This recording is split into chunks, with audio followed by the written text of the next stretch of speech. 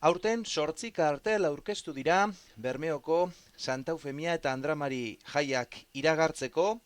Horien artean, 2 kartel finalista aukeratu ditu epaimaiak.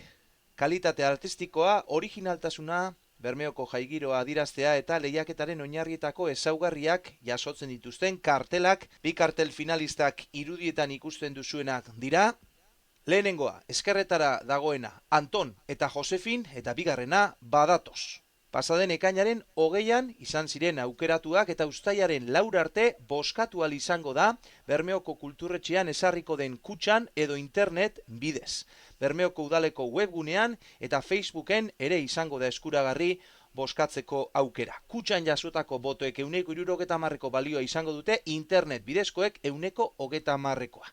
Kartelen egileen nortasuna ezin izango da adierazi ez publikoki, ez da sare sozialetan. 2 kartel finalistak Bermeoko gizarte eta kulturretxean egingo den erakusketan ikusi ahal izango dira, astegunetan uztailaren 4 bitartean kartel irabazlea uztailaren 5ean jakinaraziko da. Sorte on ba, bieri!